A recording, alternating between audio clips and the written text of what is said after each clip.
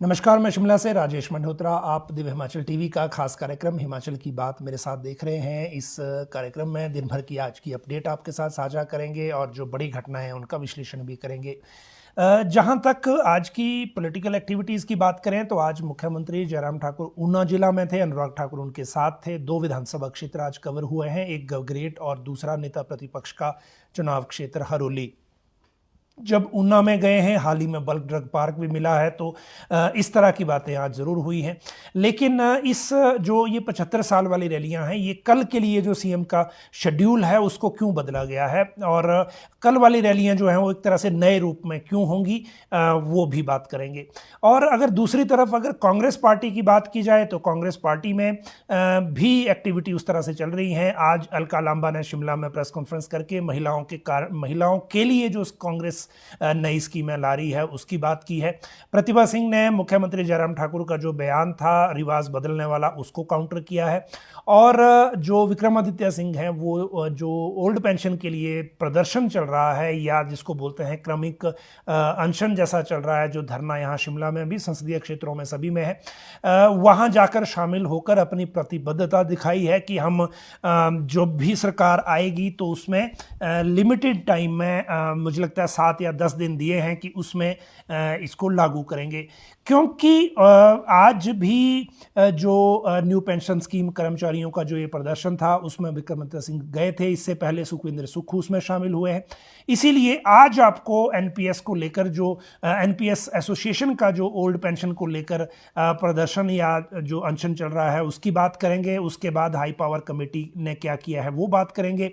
और इस जो ओल्ड पेंशन को बहाल करने के लिए एनपीएस का विड्रॉल रोकना क्यों ज़रूरी है, इस पे भी बात करेंगे। क्योंकि अभी तक जिन राज्यों ने ये किया है, राजस्थान के फॉर्मूले की भी आज एक बात करेंगे कि एनपीएस का जो विड्रॉल है वो रोकना क्यों ज़रूरी है और ये कर्मचारियों के लिए एक दिक्कत है या फिर जो सरकारों के लिए ये ज़रूरी है कि एनपीएस का जितना भी फंड है उसको इंटैक्ट रखा जाए। इवन जो परमिसिबल लिमिट है 25% की, वो भी विड्रॉल से रोकी जाए। और ये इसका असली मतलब आगे क्या है, उसकी बात करेंगे। पे फिक्सेशन की फाइलें फिर से खुलने वाली हैं। कल हमने आपको इसी प्रोग्राम में 9 बजे बताया था कि पे रिवीजन री एग्जामिन होगा और आज दिन को अराजपत्रित कर्मचारी महासंघ ने खुद ही ये कह दिया कि 12 और 13 तारीख को वो कर्मचारी जो प्रतिनिधि हैं उनसे रिप्रेजेंटेशन लेंगे, ये पता करने के लिए कि किस किस एसोसिएशन में, या आप ये कहिए कि किस किस कर्मचारी वर्ग में, कर्मचारी कैटेगरी में जो पे कमीशन अभी राइडर वाली नोटिफिकेशन पे रिवीजन की हुई है उसमें नुकसान हो रहा है या वो सेटिस्फाई नहीं है अपनी पे फिक्सेशन से। हमने आपको कल 9 बजे बताया था और उसका फीडबैक, उसकी वजह ये थी, जो कल आपको बताया था उसका बेस क्या था मैं अब वो भी बता दूं। क्योंकि मुख्यमंत्री जयराम ठाकुर कल थे मंडी जिला के दौरे पर और मंडी जिला के दौरे के दौरान उनको बहुत सारा रिएक्शन इस तरह का मिला था जिसमें ये पता लग रहा था कि जो अभी तक जो सिचुएशन चल रही है, जो फिक्सेशन अभी हुई है, उस फिक्सेशन में कुछ लोग उस फिक्सेशन के फॉर्मूले से नाराज थे, कुछ लोग 2.25 लगाने से नाराज थे। एक सेगमेंट ऐसा है जो 15% वाला जो ऑप्शन है उसको एक्सरसाइज करना चाहता है, क्योंकि जब ये ऑप्शन दी गई थी तो वो ये कहा गया था कि जिनको ऐसा लग रहा है कि उनसे रिकवरी हो सकती है वो 15% वाला ऑप्शन भी ले सकते हैं। तो इन सारी चीज़ों को लेकर अब क्या होने वाला है, कब जो है वो कर्मचारी एसोसिएशन या फिर जो इंडिविजुअल कैडर्स हैं वो अपना ज्ञापन दे सकते हैं राजपत्रित कर्मचारी महासंघ को, वो शेड्यूल आपको बताएंगे। इससे पहले हालांकि हेल्पलाइन के तौर पर अपनी जिम्मेदारी निभाते हुए हमने आपको 2 विकल्प पहले बताए थे कि एक तो अपने एचओडी के माध्यम से थ्रू प्रॉपर चैनल रिप्रेजेंट किया जा सकता है और दूसरा अराजपत्रित कर्मचारी महासंघ के माध्यम से, क्योंकि ये सरकार से मान्यता प्राप्त बॉडी है। जिसको सरकार से मान्यता नहीं होती, फाइनेंस उन ज्ञापनों को नहीं लेता और ना ही उनको प्रोसेस करता है। तो इसीलिए ये 2 ऑप्शन आपको दिए थे, लेकिन एक ऑफिशियल विंडो अभी खुल गई है। जिन भी कर्मचारी साथियों को ऐसा लग रहा है कि उनकी फिक्सेशन या बाकी कोई इशू है, हम भी उसमें सिर्फ आपको जो गाइड करने की ऑप्शन से मंशा सिर्फ ये थी। और अब अराजपत्रित कर्मचारी महासंघ ने एक ऑफिशियल चैनल खोल दिया है, तो उसको एक्सरसाइज कर सकते हैं। विस्तार से आगे बात करेंगे। पदनाम बदलने पे हाई कोर्ट से एक ऑर्डर आया है, उसकी बात करेंगे। पुलिस की नोटिफिकेशन एक रद्द हो गई है, उसकी भी बात करेंगे। ये भी कर्मचारियों से रिलेटेड एक मैटर था। और इसके साथ जो आउटसोर्स पर जो फीडबैक है, वो जो कैबिनेट सब कमेटी ने मांगा था वो सबमिट हो गया है। और अब अगली स्टेज इसकी क्या है वो भी बात करेंगे। एनटीटी और एसएमसी पर आपको जो कैबिनेट में मैटर जा रहा है उसकी अपडेट देंगे। ट्रैकर्स को बचाने के लिए वायुसेना कहां बुलाई गई है ये भी बात करेंगे। ऊना में बल्क ड्रग पार्क आज क्यों गूंजा था, कल सीएम की रैलियों में क्यों बदलाव होगा, और लंपी पर जो लंपी वायरस पर मंत्री और मुआवजा जो आपस में उलझ गया है वो असली बात क्या है, क्यों एक गलती हुई कि पशुपालन मंत्री ने विधानसभा के अंदर 30,000 मुआवजे की बात कही। अभी तक 2700 पशुओं की मौत हो चुकी है, लेकिन एक भी पशु के मालिक को यह मुआवजा अभी तक नहीं मिला है। 81 करोड़ अभी तक देनदारी राज्य सरकार पर हो गई है, अगर हम मंत्री के बयान के हिसाब से चलें। लेकिन विस्तार से आपको इसके बारे में बताएंगे। कोविड के बुलेटिन की बात करेंगे, मौसम के अलर्ट की जानकारी देंगे। सबसे पहले कोविड की बात कर लेते हैं आज, क्योंकि छुट्टी का दिन था एक तरह से। तो 2684 सैंपल आ जाए, 25 नए मामले मिले हैं, 55 लोग रिकवर हुए हैं। नए केस 4 हॉस्पिटल में एडमिट हुए, 6 लोगों की छुट्टी हुई। 355 टोटल एक्टिव केस पूरे प्रदेश में रह गए हैं कोविड के, और डेथ आज कोई है नहीं। तो कोविड का मामला तो कंट्रोल में चल रहा है। जहां तक बात करें मौसम की, तो जो आपको पता है मानसून अब लगभग जाने वाला है। 15 और 20 सितंबर के बीच में विड्रॉल हो जाएगा। और इस विड्रॉल के बीच में अभी जो सिचुएशन है वो किस तरफ को है। और दूसरी बात ये कि जो येलो अलर्ट अभी चल रहा है, आज भी प्रदेश के अधिकांश हिस्सों में आज बारिश हुई है सुबह के सेशन में, लेकिन आने वाले टाइम के लिए भी उसी तरह की व्यवस्था इसमें रखी गई है, यानी कि जो फोरकास्ट है वो लगभग वैसा ही है और ये क्रम उसी तरह से बना रहेगा।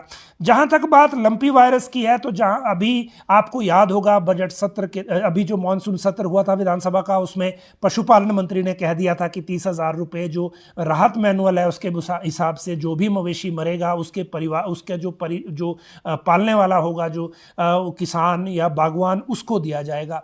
लेकिन अभी तक एक भी को 30,000 रुपए नहीं दिए गए। वजह यह थी कि जो मंत्री ने अंदर विधानसभा के अंदर कहा, वो कहा राहत मैनुअल के हिसाब से। लेकिन बाद में जब सारी चीज़ों का पता करने, क्योंकि ऐसा लग रहा था कि राज्य सरकार जब इसको एपिडेमिक डिक्लेयर कर देगी तो उसके बाद मुआवजा देना आसान होगा। राज्य सरकार ने एपिडेमिक डिक्लेयर कर भी दिया, लेकिन बाद में पता लगा कि डिजास्टर मैनेजमेंट से इसके बारे में पैसे जाने हैं, और डिजास्टर मैनेजमेंट के पास इतना फंड अभी बचा नहीं था, क्योंकि जो अभी आपदा राहत में पैसा जा रहा है उसके साथ साथ जो कोविड के कारण डेथ हुई हैं, 4,000 प्लस डेथ हो गई हैं, उनमें भी 50,000 रुपए प्रति डेथ जा रहा है। और ऐसे में फिर ये भी लगभग मुझे लगता है जब तक ये लंपी वायरस कंट्रोल में आएगा लगभग 100 करोड़ रुपए का मुआवजा बांटना पड़ेगा, देना पड़ेगा। और ये जो अभी स्टेट जो डिजास्टर मैनेजमेंट फंड है उसमें ये नहीं था। इसीलिए फिर ये हुआ कि एपिडेमिक डिक्लेयर करने के बाद भारत सरकार से रेवेन्यू डिपार्टमेंट ने मामला उठाया है, और ये फिर गृह मंत्रालय से इसमें फिर बाद में पैसा आता है। और भी जो, क्योंकि आज हमने पशुपालन सेक्रेटरी से बात की थी तो उन्होंने कहा कि पहले जो अनाउंसमेंट हुई थी वो भी एक तरह से गलती नहीं थी, क्योंकि वो राहत मैनुअल के हिसाब से थी। लेकिन क्योंकि अब बहुत से राज्य ऐसा डिमांड कर रहे हैं कि इसमें मुआवजा मिलना चाहिए, अब ये मुआवजा जो है भारत सरकार से मामला टेकअप किया गया है, और बहुत जल्द इसमें जो कार्रवाई है वो होगी, और उसके बाद हम ये मुआवजा दे पाएंगे। आज मुख्यमंत्री ऊना में थे, उसमें एक तो गगरेट चुनाव क्षेत्र था जिसमें अनुराग ठाकुर भी साथ थे, और फिर हरोली चुनाव क्षेत्र था उसमें भी अनुराग ठाकुर साथ थे। रात को ऊना में ही रुके हैं। कल के दिन 2 जगह कार्यक्रम हैं, 2 जगह हैं, ये कांगड़ा का सुलह है और फिर मंडी का सुंदरनगर है। लेकिन आज की बात करें तो आज तो ऊना में बल्क ड्रग पार्क की काफ़ी गूंज रही, चाहे वो गगरेट हो चाहे वो हरोली हो, दोनों जगह मुख्यमंत्री ने भी, अनुराग ठाकुर ने भी बल्क ड्रग पार्क के बारे में बात कही है कि ये भाजपा सरकार ने हिमाचल को तोहफा दिया है, दिल्ली की सरकार ने, और ऊना जिला का पूरा कायाकल्प इस बल्क ड्रग पार्क से हो जाएगा। जहां तक बात कल के कार्यक्रमों की है, तो कल जो कार्यक्रम है वो क्योंकि कल एक टेक्निकल दिक्कत ये आ गई थी कि राज्य सरकार ने भी और केंद्र सरकार ने भी जो ब्रिटेन की महारानी थी एलिजाबेथ, उनके निधन के बाद एक दिन का राजकीय शोक घोषित किया हुआ है संडे को, और इस शोक के कारण जो राष्ट्रीय ध्वज है वो झुका रहेगा, कोई भी सेलिब्रेशन नहीं होगा ऑफिशियल। जब 75 साल की रैलियां हो रही हैं तो ये मार्क ऑफ सेलिब्रेशन है एक तरह से, इसलिए इन रैलियों को या तो रोकना पड़ना था या फिर इनका फॉर्मेट बदलना पड़ना था, क्योंकि बहुत सारा खर्चा हो रहा है। इस एक कार्यक्रम के लिए 30 लाख रुपए लगभग खर्चा आ रहा है, क्योंकि इसमें जर्मन हैंगर लग रहा है इस रैली के लिए, क्योंकि बरसात का टाइम है और राज्य सरकार नहीं चाहती थी कि जब एक बार इसको अनाउंस कर दिया जाए तो उसके बाद फिर बारिश की वजह से इस रैली को रद्द किया जाए, क्योंकि आजकल मानसून एक्टिव है। तो इसी कारण इस खर्चे को बचाने के लिए जो है कल के कार्यक्रमों का फॉर्मेट बदला गया है। कार्यक्रम एज इट इज हैं जो मुख्यमंत्री के सुलह में भी और सुंदरनगर में भी, लेकिन 75 साल के सेलिब्रेशन के बजाय इनको अब लाभार्थी सम्मेलन का नाम दिया गया है और ये लाभार्थी सम्मेलन होंगे। साथ में जो उद्घाटन शिलान्यास पट्टिकाएं हैं वो भी लगेंगी, लेकिन ना तो कोई सेलिब्रेशन होगा, ना कोई सांस्कृतिक कार्यक्रम बीच में होगा और इस तरह का कोई जो सेलिब्रिटी का जो इशू है वो नहीं इसमें रहेगा। तो ये एक फॉर्मेट जैसा बदला गया है कल के लिए, और सिर्फ इस वजह से क्योंकि राजकीय शोक घोषित किया गया है। जहां तक ट्रैकर्स को बचाने की बात है तो आज एक तो दो तरह के इंसिडेंट हुए थे परसों ये वैसे, और आज दो तरह के जो अपडेट हैं वो हमारे सामने आए हैं।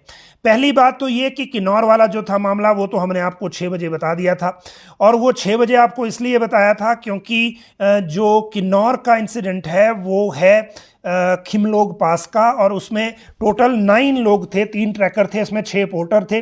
इसमें एक डेड बॉडी मिली है, एक घायल है, और जो बाकी 7 लोग हैं उनको बचा लिया गया है, मतलब एक घायल को मिलाते हुए। उसमें 6 जो हैं वो पूर्णतः अस्वस्थ हैं, घायल जो है वो आईटीबीपी के कैंप में है, और जो बॉडी है उसको सांगला तक पहुंचाने में अभी 2 दिन लगेंगे।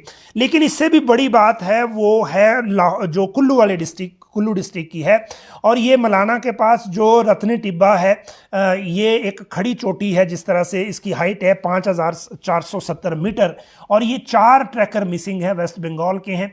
जो डिस्ट्रिक्ट एडमिनिस्ट्रेशन की टीम गई थी ये पिछले कल भेजी गई थी, आज ये बेस कैंप तक पहुंची है। अब कल ये दोबारा से इनकी जो तलाश है वो शुरू करेगी, लेकिन वहां की परिस्थितियों को देखते हुए जो डिस्ट्रिक्ट एडमिनिस्ट्रेशन ने वायुसेना की मदद इसमें मांगी है, और जो अभी तक बात कही जा रही है उसके मुताबिक इसमें जो मदद मांगी गई है उसके एज पर द लेटेस्ट इंफॉर्मेशन जो team has reached the base camp, they will do the recce tomorrow for further journey, and district administration have also requisitions the air force for search and rescue operation. ये 4 लोग लापता हैं और ये चारों के चारों जो हैं वो वेस्ट बंगाल के हैं। तो ये भी अपने आप में एक बड़ी अपडेट है, और वायुसेना को अगर बुलाया गया है तो इसका मतलब परिस्थितियां ज़्यादा अच्छी है नहीं, और अगर 48 आवर के बाद इनसे संपर्क होगा तो कहीं कोई हादसा भी हुआ होगा, तो फिर अब जो चांसेस हैं बचने के उनको जो है वो ज़्यादा, वो जो उम्मीदें हैं वो ज़रूर इसमें एक तरह से कम हो रही हैं। लेकिन हम फिर भी ये उम्मीद करते हैं कि कल जब ये रेस्क्यू ऑपरेशन चलेगा तो कुछ ना कुछ अच्छी खबर आएगी। जहां तक बात एनटीटी और एसएमसी की है तो वो अगली कैबिनेट में जाने की पॉसिबिलिटी है। एसएमसी ने आज शिमला में धरना प्रदर्शन शुरू कर दिया। इन्हीं को लेकर मामराज पुंडीर मुख्यमंत्री के पास आए थे सचिवालय में जब छुट्टियों का अनाउंसमेंट हुआ था। हालांकि वो अनाउंसमेंट भी एक तरह से टेक्निकली गलत करवा दिया गया, उसको अब करेक्शन की जा रही है। लेकिन आज उन्होंने पल्ला झाड़ लिया कि जो धरने पर बैठे हैं वो हमारे लोग नहीं है, ना वो एसएमसी के हैं, ना वो जो वहाँ आए थे वो हैं, तो इनसे उनका कोई लेना देना नहीं है राष्ट्रीय शैक्षिक महासंघ का। लेकिन ये लोग धरने पे हैं, ये एक तरह से छुट्टियों की बात कर रहे हैं, दूसरी तरफ से ये बात कर रहे हैं स्थायी पॉलिसी की।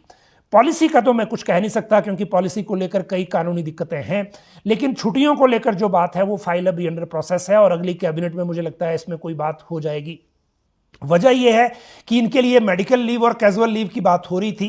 कैजुअल लीव इनको टेक्निकली नहीं मिल सकती, इनके अपने सेक्रेटरी ने भी कहा है, फाइनेंस ने भी यही कहा है, क्योंकि कैजुअल लीव सिर्फ कैजुअल लीव वर्ड ही केवल उन पे एप्लीकेबल है जो सीसीएस रूल्स 1972 के तहत आते हैं। ये पीरियड बेस्ड टीचर हैं वो इसमें नहीं आते, इसीलिए कैजुअल लीव इसमें नहीं होगी। जब ये फाइल पे लिख के आया तो जो कार्मिक विभाग के सेक्रेटरी हैं, फाइनेंस के सेक्रेटरी भी हैं प्रबोध सक्सेना, उनको भी ये बात फिर ठीक लगी और उन्होंने जो एडवाइस दी है इस बारे में एजुकेशन को, उस एडवाइस में ये कहा गया है कि इनको विकल्प के तौर पे अतिरिक्त छुट्टी देने का जो एक है, और वो भी वीकली एक किया है शायद, या जो 2 वीक की एक छुट्टी, कुछ इस तरह का एडवाइस गई है। हालांकि मैंने वो देखी नहीं है, लेकिन इतना सोर्सेज से पता लगा था कि एक एडवाइस गई है इस तरह की, और उस एडवाइस के आधार पर अब ये कैबिनेट में मामला जाएगा।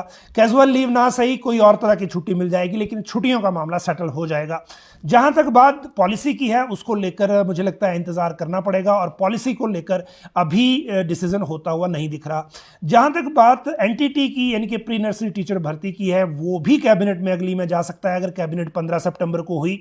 और उसकी वजह यह है कैबिनेट में जाने की, क्योंकि जब पिछली बार ये फाइनेंस में भेजा गया था और बड़े सारे ऑब्जेक्शन के साथ वापस आ गया था, उसके बाद सेक्रेटरी एजुकेशन ने इसको वापस एलिमेंट्री एजुकेशन के डायरेक्टर को दे दिया था और 2 दिन के भीतर वापस मांगा था। 2 दिन की अवधि कल पूरी हो जाएगी। हम ये मान रहे हैं कि मंडे से जब सारी चीजें शुरू हो रही हैं, तो मंडे को ये ड्राफ्ट सेक्रेटरी एजुकेशन को वापस मिल जाएगा, और उसके बाद फाइनेंस और जो पर्सनल है, कार्मिक विभाग है, उनसे कंसल्टेशन पूरी इसमें हो जाएगी 15 से पहले पहले। चीफ सेक्रेटरी खुद इसमें अपडेटेड हैं, तो इसलिए जो बड़ी सारी चीजें जो हैं वो उसमें स्पीड से की जा सकती हैं। तो ये उम्मीद रखनी चाहिए कि जो ये मामला है ये अगली कैबिनेट तक पहुंच जाएंगे। जहां तक आउटसोर्स की बात है, आउटसोर्स 15 सितंबर को आता हुआ नहीं दिख रहा, लेकिन इसमें अच्छी बात यह है कि जिन 3 विभागों से डिस्कशन हुई थी पिछली बैठक में, जब कैबिनेट सब कमेटी की बैठक हुई थी, जिसमें सेक्रेटरी लॉ को भी बुलाया गया था बाद में, जब सुरेश भारद्वाज जो एक मेंबर हैं उन्होंने कहा था कि जो इक्वल अपॉर्चुनिटी वाला जो एक क्लॉज है वो कहीं इसमें पॉलिसी में डिस्टर्ब ना करे, या फिर कल को कोई हाई कोर्ट जाए तो वहां ये डिस्टर्ब ना हो, और उसी कारण फिर सेक्रेटरी लॉ को बुलाया गया। फिर स्पेसिफिक 2 पॉइंट पे उनसे बात पूछी गई। इसी के साथ जो सीए एंगेज किए गए थे, उनसे फाइनेंशियल चीज़ों पे 2-3 पॉइंट पे रिपोर्ट मांगी गई थी, उन्होंने भी अपनी रिपोर्ट सबमिट कर दी है। फाइनली जो डाटा है और फाइनेंशियल रिपोर्ट है वो क्लियर हो गई है। जो डाइंग कैडर के पद हैं उनकी लिस्ट, और जो प्रेजेंटली आउटसोर्स के टोटल कर्मचारी हैं उनकी लिस्ट भी कंप्लीट हो गई है, जो डिपार्टमेंट वाइज बनाने को कहा था। अब फर्क सिर्फ इतना है कि कैबिनेट सब कमेटी बैठकर कब इसको फाइनलाइज करती है, और कब इसको फाइनलाइज करने के बाद फिर अगली कैबिनेट में रखती है। अगर हम कैबिनेट सब कमेटी के चेयरमैन इनके जल शक्ति मंत्री की बात करें, तो आज वो पांटा में थे। जब शाम को हमने बात की तो उन्होंने कहा कि जो जो चीज़ें इसमें एक्स्ट्रा मांगी गई थी वो सबमिट हो गई हैं, और अब अगली कैबिनेट के लिए जब वो आएंगे तो तब कोशिश करेंगे कि उसके बाद कैबिनेट के बाद जो कैबिनेट सब कमेटी है वो एक बार अपनी बैठक कंप्लीट कर दे, ताकि फिर ये मामला फाइनल रिकमेंडेशन के साथ रखा जाए।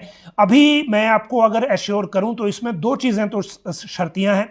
पहला ये कि जॉब सिक्योरिटी मिल जाएगी, और दूसरा विभागों को विकल्प दिया जा रहा है इस जो पॉलिसी है इसको अपनाने का।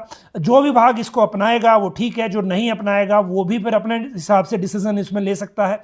लेकिन जो सरकार है या फिर जो कैबिनेट सब कमेटी के स्तर पे तय हुआ है, वो सभी उन चीज़ों को प्लग करना चाह रहे हैं जिसमें लीगल कॉम्प्लिकेशन इस पॉलिसी में बाद में कोई अराइज ना हो। और इस पॉलिसी के बाद इन फ्यूचर ये भी क्लियर हो जाएगा कि आउटसोर्स को लेकर राज्य सरकार की नीति क्या रहने वाली है, क्योंकि भारत सरकार आउटसोर्स को बंद नहीं करने जा रही। भारत सरकार में जितने भी एक्सटर्नल एडेड प्रोजेक्ट हैं वहां आउटसोर्स को अभी भी प्रोत्साहित किया जा रहा है। राज्य सरकार ने अपने स्तर पे देखना है कि वो पंजाब, हरियाणा और पड़ोसी राज्यों के हिसाब से करते हैं या फिर अपने जरूरतों के हिसाब से इसमें आगे बढ़ते हैं। लेकिन कैबिनेट सब कमेटी और जो कैबिनेट है उन दोनों का इंतजार करना चाहिए, और उसके बाद ये क्लैरिटी होगी कि क्या ऑप्शन और कर्मचारियों को क्या जो सिक्योरिटी है, जॉब सिक्योरिटी, वो उसमें दे पाएंगे। ये सबसे अहम इसमें रहेगा। जहां तक पुलिस की नोटिफिकेशन की अगर हम बात करें तो 2 ऑर्डर इकट्ठे आज हुए हैं। एक पदनाम बदलने को लेकर हाई कोर्ट ने व्यवस्था दी है, ये लैब टेक्नीशियन का मैटर था हेल्थ का, और एक पुलिस का मैटर था कोर्ट में। इन दोनों मैटर्स पे जो डिसीजन आया है पहले उनकी बात कर लें, फिर अगली बातें करेंगे। और अभी तक अगर मैं बात करूं, जो हमने इस बारे में क्लैरिफिकेशन, यानी कि जो पदनाम बदलने की बात है, पदनाम बदलना या ना बदलना सरकार का काम है। भर्ती एवं पदोन्नति नियमों में पुनः बनाना भी सरकार का क्षेत्राधिकार है।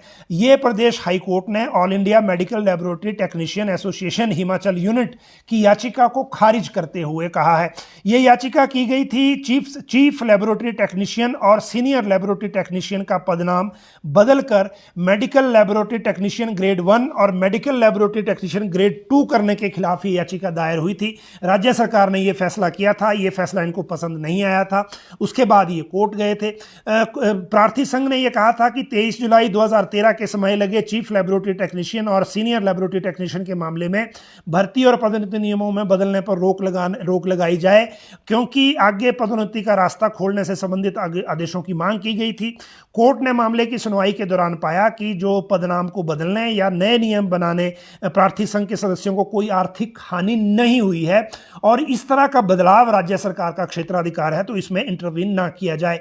जहां तक पुलिस की बात है तो उसमें हाईकोर्ट ने यह कहा है कि सर्विस कैरियर में पाए अधिकार को अधिसूचना के जरिए अधिसूचना जारी कर छीना नहीं जा सकता, ये कहा है। यह व्यवस्था इसलिए पुलिस विभाग में सेवारत 26 याचिकाकर्ताओं की 4 याचिकाओं का निपटारा करते हुए हाईकोर्ट ने दी है।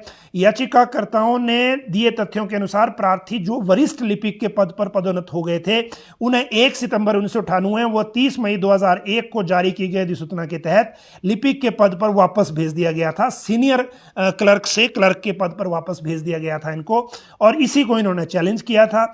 और जो इनका वेतन भी कम कर दिया गया था, प्रार्थियों को कनिष्ठ सहायक पदनामित किया गया और उनके वेतन को भी कम कर दिया गया। Himachal Pradesh civil services revise rule 1998 के मुताबिक प्रार्थियों के वेतन का निर्धारण किया गया था। इन अधिसूचनाओं के आने के पश्चात उनके पदनाम को भी निचले स्तर पर करने के साथ वेतन भी कम कर दिया गया, ये कहा गया था। इसके बाद फिर हाईकोर्ट ने कहा कि जो सर्विस कैरियर में इन्होंने अर्न किया है, राज्य सरकार किसी बाद में किसी अधिसूचना के जरिए उसको वापस नहीं ले सकती, छीन नहीं सकती। तो ये एक दूसरा जो आज का एक तरह से बड़ा डिसीजन था वो हुआ है। अब बात करते हैं जो 15% ऑप्शन की जो लड़ाई है वो, और फिर जो फाइलें खुलेंगी फिक्सेशन की, वो ये दो चीज़ें एक साथ हैं। और फिर तीसरी बात है ओल्ड पेंशन की। सबसे पहले बात कर लें फिक्सेशन की फाइलों की। हमने आपको कल 9 बजे बताया था कि री एग्जामिन हो रहा है पे रिवीजन, और वो बात बिल्कुल ठीक निकली, क्योंकि आज अराजपत्रित कर्मचारी महासंघ ने खुद ही शेड्यूल जारी कर दिया कि जिन कर्मचारियों को ऐसा लग रहा है कि जिन 89 कैटेगरीज को राइडर की नोटिफिकेशन में पे रिवीजन में ऐड किया गया था, जिनको लग रहा है कि उनकी फिक्सेशन गलत हुई या मिसरीड हुई है, उस फिक्सेशन को ठीक करवाने के लिए अगर वो ज्ञापन देना चाहते हैं तो 12 और 13 सितंबर को सचिवालय में एसोसिएशन के दफ्तर में आके दे सकते हैं, क्योंकि जो अध्यक्ष हैं अश्विनी ठाकुर वो वहां उस दिन रहेंगे। लेकिन ये सब हुआ कैसे? दरअसल मुख्यमंत्री जब मंडी के दौरे पे गए तो कल बहुत सारी जगह जहां जहां सीएम गए अलग अलग तरह के कर्मचारी मिले, उन्होंने अपने अपने ज्ञापन दिए। उसमें स्टाफ नर्सेज भी थी, उसमें क्लरिकल स्टाफ के लोग भी थे, और उसमें जो टीचिंग कैटेगरी के लोग हैं वो भी थे। और इससे चीफ मिनिस्टर को भी लगा कि उनका मकसद तो कर्मचारियों का भला करना था, कर्मचारियों की जो डिमांड थी उसको पूरा करना था। लेकिन इस नोटिफिकेशन में ऐसा क्या कर दिया जिससे कर्मचारियों को उल्टा ऐसा लग रहा है कि उनका नुकसान हो गया। उसके बाद उन्होंने अराजपत्रित कर्मचारी महासंघ से बात की, क्योंकि सेक्रेटरी फाइनेंस शिमला से बाहर टूर पर हैं, मंडे को वो आएंगे।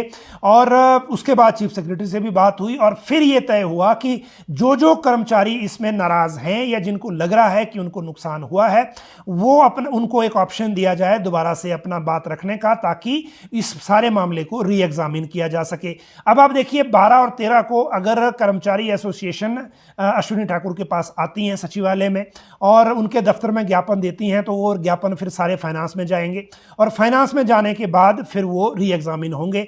तो जो पे फिक्सेशन है वो भी री एग्जामिन होगी। कल मैंने आपको बताया था कि बहुत सारी जो कैटेगरी हैं वो कह रही हैं कि 2.25 को प्लेन लागू करना भी जबरदस्ती है। और एक बात ये कि जो 15% का ऑप्शन दिया गया था उसमें भी बहुत सारी कैटेगरी ऐसी हैं जिनको ये लग रहा है कि उनको जो 15% की जो ऑप्शन लास्ट में सरकार ने जो ऑर्डर किया था उसका जो पॉइंट नंबर 2 ये कहता है कि 2016 के बाद अपॉइंटेड हुए सभी कर्मचारी जिनको पे रिवीजन रूल 2022 से जो सैलरी बन रही है उसमें पिछले स्केल की जो फॉर्मुलेशन है से 15% से कम इंक्रीज मिली है, तो वो 15% वाला ऑप्शन ले सकते हैं, ऐसा उसमें कहा गया है।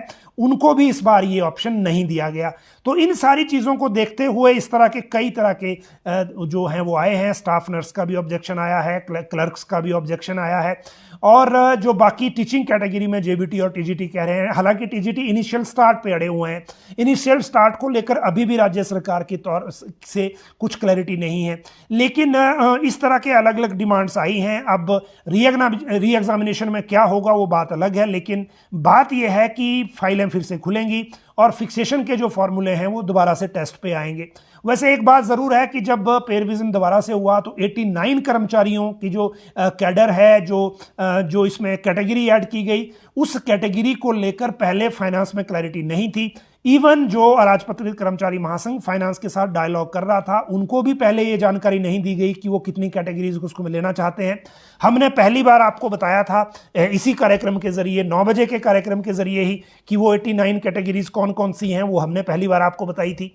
और उसके बाद ये चीज़ें शुरू हुई थी कि फिर क्योंकि मैंने उस फर्स्ट डे आपको फिक्सेशन नहीं बताई थी, और वो इसलिए नहीं बताई थी क्योंकि तब तक फाइनलाइज चीज़ें हुई नहीं थी, और लॉ वालों का वर्जन ये था कि वो इसको पब्लिक सर्विस कमीशन को भेजेंगे या फिर वापस लौटाएंगे, क्योंकि उस ड्राफ्ट में खामियां बहुत थी जो स्पेसिफिक कैटेगरी के नाम पे भेजा गया था। लेकिन अब ये, क्योंकि जब दोबारा से फाइलें खुलेंगी तो फिर बातें आगे आएंगी, और मुझे लगता है कि जो क्वेरीज कर्मचारी कर रहे हैं उनकी क्वेरीज इसमें एड्रेस होंगी। और सरकार का भी यही मकसद है कि जो अभी फीडबैक मुख्यमंत्री को मिला है फील्ड दौरों के दौरान विभिन्न जो कैडर्स हैं या कैटेगरीज हैं उनसे, उसको भी सॉर्ट आउट किया जाए। हैरानी की बात सिर्फ इतनी है कि ये फाइनेंस के अफसरों को भी सोचना चाहिए कि जो पे कमीशन आप मार्च से देना आपने शुरू किया है, और 3 जो जनवरी 2022 का जो देखिए कब से ये सारी चीज़ें चल रही हैं, और तब से लेकर अब तक दिसंबर आना नज़दीक आ गया, लेकिन सेटल ही नहीं चीज़ें हो रही। और ये फाइनेंस को इस बारे में देखना चाहिए, क्योंकि सरकार की तो मजबूरी ये हो सकती है कि वो चुनाव में जा रही है इसलिए उनको चिंता है, लेकिन फाइनेंस को अपने आप ये चिंता होनी चाहिए, क्योंकि फिक्सेशन अगर आपकी अभी भी एग्जैक्ट इम्पैक्ट पे नहीं है पे कमीशन की, तो आप कैसे इसको लागू कर रहे हैं, ये एक बड़ा सवाल है। अब बात करते हैं ओल्ड पेंशन की, और ओल्ड पेंशन की इसलिए क्योंकि पॉलिटिकल लाइन क्लियर है कि कांग्रेस ने कह दिया है हम देंगे। आज सुखविंदर सुक्खू हैं, उनके बाद विक्रमादित्य सिंह भी गए जो एनपीएस वाले धरने पर थे। और दूसरी तरफ सरकार में ऐसा अब लगता है मन बना लिया है कि क्योंकि हाई पावर कमेटी जो है वो उतनी सीरियस अब नहीं है जितनी पहले दिख रही थी।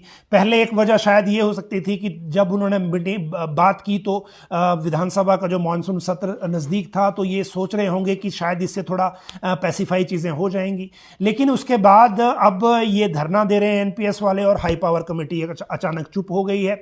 जिन 2 अफसरों को बीच में लगाया था, अरिंदम चौधरी और जो एडीएम भरमौर हैं, उनकी रिपोर्ट क्या हुआ, वो सब सरकार को सबमिट हुई या नहीं, वो भी कोई बात नहीं कर रहा। और इधर कांग्रेस के लोग जो जैसा उन्होंने गारंटी दी है उस हिसाब से इनके पास जाके अपनी जो बात है वो कह रहे हैं। लेकिन जो प्रदर्शन है वो भी चल रहे हैं, यानी कि जो धरने पे लोग हैं वो तो संसदीय क्षेत्र वाइज तो हैं ही। लेकिन अब जो इसके अलावा जो फॉर्मेट, अगर मान लीजिए रास्ता कोई निकलना है, क्योंकि हमारा इंटरेस्ट बीच में इसमें यह है कि एम्प्लॉई को ये राइट होना चाहिए कि उसका जो पैसा है वो कहाँ जाए, यानी कि वो क्या उसको विड्रॉ कर सकता है या नहीं कर सकता। अब देखिए 25% का ऑप्शन है कर्मचारियों के पास कि अगर उनको ज़रूरत हो तो वो 25% अमाउंट के लिए विड्रॉल के लिए अप्लाई कर सकता है और उसको ले भी सकता है। लेकिन राजस्थान, जिसने सबसे पहले नोटिफिकेशन की कि हम ओल्ड पेंशन को लागू करेंगे, उसने भी अपने यहाँ एनपीएस के विड्रॉल पे रोक लगा दी है। और जिन कर्मचारियों ने 80,000 कर्मचारियों ने 650 करोड़ के आसपास का जो निकाल लिया पैसा इस अवधि के बीच में, उनको भी अब ये कहा गया है कि वो वापस जमा करवाएं। चाहे उनको ऑप्शन ये दे दी है कि आप 4 किस्तों में वापस जमा करा सकते हैं, और 4 किस्त में इनको जो जमा करवानी होगा ये पैसा, ये 31 दिसंबर तक की डेडलाइन इनको दी गई है कि जिन्होंने ये विड्रॉ कर लिया। अब देखिए विड्रॉ भी कब हुआ, ये विड्रॉ हुआ है मई से लेकर 22 अगस्त के बीच में ये राशि निकाली गई 650 करोड़ की, 80,000 कर्मचारियों ने निकाली है। और इसकी वजह, क्योंकि अब सारी चीज़ें ऐसी हैं कि जब हो सकता है ये हो कि ओल्ड पेंशन वहां, जब सरकार ने अनाउंस कर दिया, कर्मचारियों ने सोचा कि ओल्ड पेंशन अब लागू हो जाएगी, तो जिसकी जो जरूरत थी वो उस ढंग से निकालता रहा। अब जब उसमें से 650 करोड़ निकल गया, तो मैंने आपको कुछ रोज पहले ही बताया था कि राजस्थान सरकार ने एक चिट्ठी जारी करके, एक कार्यालय आदेश जारी करके रोक लगा दी थी कि एनपीएस वाला कोई विड्रॉल नहीं करेगा, और जो करेगा उसको ये माना जाएगा कि वो ओल्ड पेंशन में नहीं आना चाहता, तो फिर उसको एनपीएस में ही रखेंगे। और जिन्होंने विड्रॉल कर ली है उनको 31 दिसंबर तक की डेडलाइन दी है कि जितने पैसे निकाले हैं उसको वापस जमा करवाओ। अब इससे आप 2 चीजें देख सकते हैं। जो हिमाचल के कर्मचारी भी 1 लाख से ज्यादा हैं जिनको लग रहा है कि उनको ओल्ड पेंशन मिलनी चाहिए, और बात भी सही है, क्योंकि अगर कर्मचारी ऐसा मानते हैं कि ये उनका हक है, और वैसे भी सोशल सिक्योरिटी के हिसाब से देखें तो ये एक बड़ी जो डिफरेंस है, खासकर जिस उस एज में जब सबसे ज़्यादा ज़रूरत फाइनेंशियली इंडिपेंडेंट रहने की होती है। अब दो चीज़ें जिससे निकलती हैं वो ये, पहली बात तो ये कि क्या राजस्थान सरकार इस पूरे पैसे को इंटैक्ट करके कोई रास्ता निकालने जा रही है। मान लीजिए अगर भारत सरकार, क्योंकि भारत सरकार उनको इनकार कर चुका है कि वो पैसा वापस नहीं आएगा, जिस तरह से वो रेवेन्यू रिसीट में उस मनी को वापस मांग रहे हैं, 20,000 करोड़ से ज़्यादा है, वो मना किया जा चुका है। और उसमें यह भी कहा गया है कि जिस तरह से आपने डिसीजन कर लिया एक तरफा, वैसा इस एग्रीमेंट में प्रोविजन नहीं है। वो हिमाचल के एग्रीमेंट में भी एग्जिट का कोई प्रोविजन नहीं है, और वही राजस्थान की बात है। लेकिन दूसरी चीज इसमें आप ये भी मान सकते हैं कि अगर राजस्थान ने कोई ऐसा कहा है कि वो सारा पैसा इंटैक्ट रखें, तो क्या कोई ऐसा फॉर्मूला है राजस्थान सरकार के पास कि वो जो 2003 या 4 के से लेकर 2022 के बीच में रिटायर हुए, या जो एनपीएस में रहते हुए रिटायर हुए, क्योंकि जिनको सबसे कम वक्त एनपीएस में मिल रहा है, सबसे कम पेंशन उनको लग रही है और सबसे ज्यादा नुकसान उनका हो रहा है।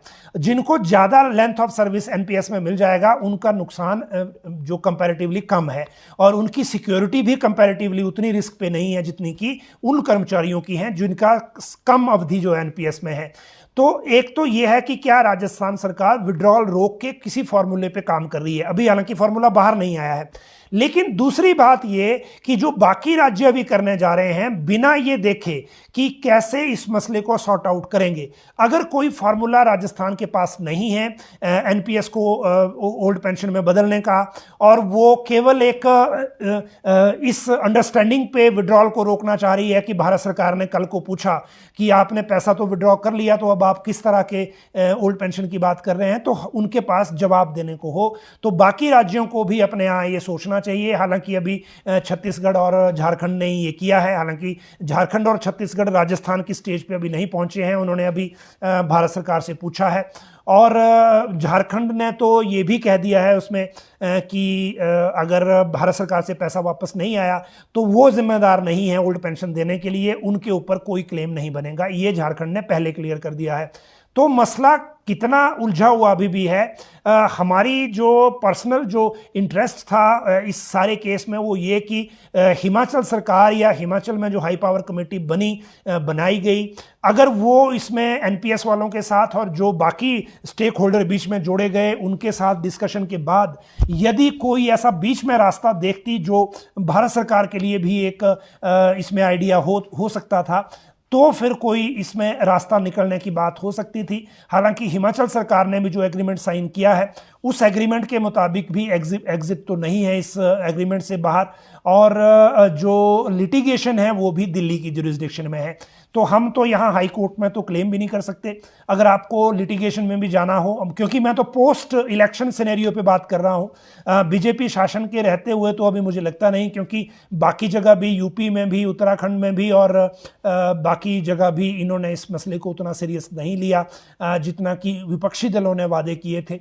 लेकिन यहाँ क्योंकि कांग्रेस ने किया है, और इसीलिए फ्यूचर में क्या सिर्फ नोटिफिकेशन तक ही बात रहेगी या सच में कर्मचारियों को ओल्ड पेंशन मिल पाएगी, वो एक बड़ा सवाल है, क्योंकि ओल्ड पेंशन अभी राजस्थान भी नहीं दे पाया है उस फॉर्मेट में जैसे पहले लागू थी।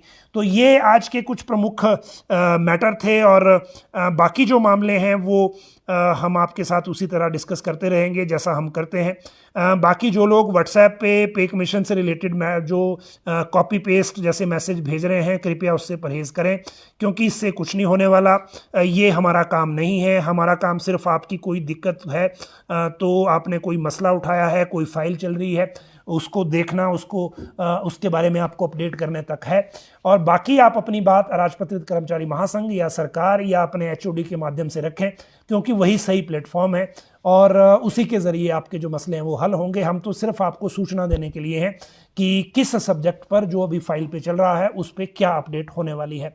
कल भी एक तरह से क्योंकि अवकाश का दिन है, इसलिए कोई क्वेरी या कोई उस तरह की चीज़ हम आज नहीं लेंगे, क्योंकि कल उसका रिप्लाई लेना भी संभव नहीं है। लेकिन मंडे से जो हफ्ता शुरू हो रहा है, क्योंकि उसी हफ्ते में फिर कैबिनेट भी है, उसी हफ्ते में सरकार के लोन के 2,500 करोड़ भी आ रहे हैं, उसी हफ्ते में जो रेवेन्यू डेफिसिट ग्रांट है भारत सरकार से 856 करोड़ की वो भी आ रही है, और उसी में फिर एरियर को लेकर भी नोटिफिकेशन होनी है जो 1,000 करोड़ मुख्यमंत्री ने अनाउंस किया हुआ है। और कल शाम को सीएम क्योंकि शिमला आ जाएंगे, मंडे से फिर अगला हफ्ता शुरू होगा, उसकी एक तरह से बातचीत भी फिर हो जाती है अगर सीएम शिमला आ जाते हैं तो। और जो अफसरों के बीच में टॉप ब्यूरोक्रेसी में लड़ाई चल रही है, उस लड़ाई को लेकर भी क्या आगे अपडेट होती है वो भी पता तभी लगेगा जब मुख्यमंत्री शिमला में होंगे। लेकिन हर घटना से, हर गतिविधि से आपको अपडेट करवाते रहेंगे। आप सब लोग लाइव जुड़े, बहुत बहुत शुक्रिया। कल फिर मिलेंगे इसी समय, इसी प्लेटफॉर्म पर। बहुत बहुत धन्यवाद।